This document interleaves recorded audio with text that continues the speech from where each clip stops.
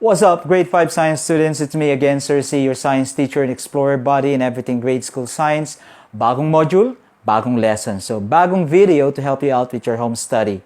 Our topic for this episode is physical and chemical changes. So, grab your notebooks and pen because I want you to take notes and have something with you to review in case nandyan na ang exams natin, which I believe is already sneaking just around the corner. So, mag-ready-ready na tayo. Buckle up, we will start the engine, and let's get science.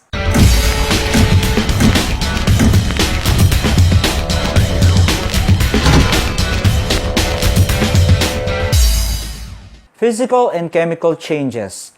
Ano nga bang pagkakaiba ng dalawa? Let's start with physical changes. Physical change is a change in the form of matter or substance without changing its identity. These are changes only in its physical properties but not its chemical composition. Meaning, mga pagbabago sa anyo ng isang bagay pero siya pa rin yun. Tapos pwede mo rin siyang ibalik sa dati. It may be a change in the size, shape, texture, or quantity. Example, if you cut a piece of paper into smaller pieces, magbabago ang bilang nito, di ba? Dadami, tapos liliit, magbabago yung mga shape niya, pero papel pa rin ito. Nagbago lang yung itsura. Lumiit, dumami, iba-iba na yung hugis. Also, physical change may also involve a change in phase. Do you still remember the different phases or stages of matter? Yes, these are the solid, liquid, and gas. So, sa physical change daw, pwede rin itong pagbabago sa phase ng isang substance. Imagine natin yung water. Water at first, di ba, is a liquid. Then we freeze the water and it becomes ice. So, bilang ice, what is now the phase of water? Correct. It is now in solid phase. And then, we melt the solid ice. By melting, it will bring it back to its liquid water phase, di ba? Tapos, if we boil the water, it will evaporate as steam. And steam is a gas phase of water. Later on, with the cold atmosphere sa hangin, sa langit, the water vapor will slowly go back to its liquid phase. Mamumuo ulit ito dahil sa lamig. Ang tawag sa process na ito ay condensation. At pag lumaki na yung mga water droplets, ito ay liquid na ulit na pag mabigat na, papatak na. Ang tawag naman sa pagbabagong ito ay precipitation. So, liquid na ulit yung water. What we describe class is called water cycle, which is an example of physical change. So, get your pen and paper. Take note the important details of the discussion and i-post ang video para makakopya. Gets ba? Water cycle is the physical changes that water naturally undergoes. It involves the following processes. Evaporation, which is changing from liquid to gas due to hot temperature. Condensation, transformation of water or gas back to liquid due to cold temperature. Precipitation, the formation and return of liquid.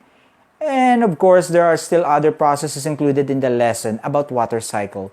But that's a different topic, so we won't get into them yet. And last note for physical change is that no new product is produced. So basically, ano man ang mga pagbabagong nangyayari, siya pa rin yon. Nagbago lang ang sukat, bilang, hugis, gaspang or kinis, or phase nito. Here are some of the actions that may result to physical change. Ilista sila at hanapin sa inyong mga quizzes. Cutting or pagpuputol or pwede ring paggupit, crumpling or paglukot, chopping or pagtaga tulad ng pagputol ng kahoy, pounding or pagpukpok, pagpitpit or pagyupi, grounding or pagdurog, sharpening or pagtatasa or pagpapatalas ng isang bagay, tearing or pagpunit, bending or pagbaluktot, drying or pagtuyo, sanding or pagliliha, polishing or pagpapakintab, folding or pagtupi, shaping or paghuhugis, molding or paghuhulma, melting or pagtutunaw, evaporation tulad sa example natin kanina, pagbabago mula sa liquid na magiging gas vapor, freezing or pagpapalamig mula sa liquid tapos magiging solid, ironing or pagpaplansya or pagpa-flat, condensation or pagpapalamig ng vapor para bumalik sa pagiging liquid, and stretching or pagbabatak ng isang bagay tulad ng wire or ng rubber or goma. Punta naman tayo sa chemical change. Chemical change is a change in the nature composition of matter. Ibig sabihin nito, talagang nagbago na yung bagay na yun. Hindi na siya yung dating substance. Here are the list of evidences in chemical change. Number 1, new product is formed or new substance is produced. Ito yung pinakamahalagang clue class pag nagkakaroon ng chemical change. Kapag naging ibang substance o nakalikha ng bagong substance na wala kanina, sigurado nagkaroon yun ng chemical change. Example is a burning piece of wood. Anong mga bagay ang mapoproduce kapag nagsunog tayo ng kahoy? Correct. Of course, isa na dito ay yung usok. The other new substances produced will be the ashes and the charcoals. Meron na ba yung mga to bago pa man nasunog yung kahoy? Wala pa, di ba? So the smoke, ashes, and charcoals are new substances produced after burning the wood. So again, tandaan, kapag may mga bagong substances na na-produce, automatic at sigurado may nangyaring chemical change. Here are the list of some evidences in chemical change. New product is formed or new substance is produced. The substance cannot return to its original state. Presence of gas or like smoke or meron daw nakikitang or nalikhang gas. Release of heat or merong init na nangyari, and change in odor or nagbago ang amoy. Before we continue, note class na there are also cases na yung pagbabago ay pwedeng either physical change or chemical change. Kaya hindi ko sila sinama doon sa listahan. Example ay yung change in color or pagbabago sa kulay. Ito ay pwedeng resulta ng physical change, pero pwede rin naman ng chemical change. Pag ganito ang sitwasyon class na hindi sigurado kung ano ang reason, imbestigahan mo very thoroughly or maigi. Kasi pwedeng nagbago ang kulay niya kasi dinagdagan ng ibang kulay, or pwede rin naman nagbago ang kulay niya chemically kasi naluto siya or siguro napanis. Dalawa pang bagay na pwedeng resulta ng physical or chemical change are cooling or paglalamig, and precipitation or pamumuo ng liquid, or pwede rin sabihing pamamasa. Kasi pwedeng lumamig or mamasa isang bagay dahil sa physical change or chemical change. Nagets ba class? Very good. Going back to chemical change, here are 3 important chemical properties that help in resulting to chemical changes. Number 1, combustibility. Combustibility is the ability of a material to burn. Take note yung to burn ha. In Tagalog, kakayahan ng isang bagay na masunog. Number 2, flammability, ability of a material to ignite or catch fire.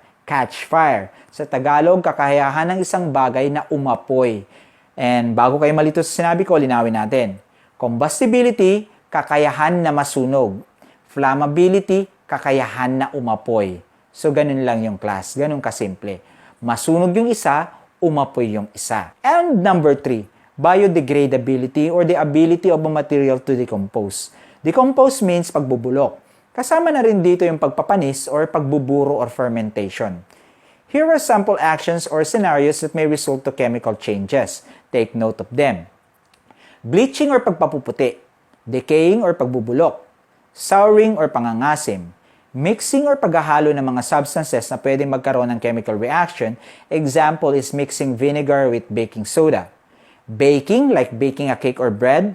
Spoilage or spoiling sa Tagalog pagpapanis.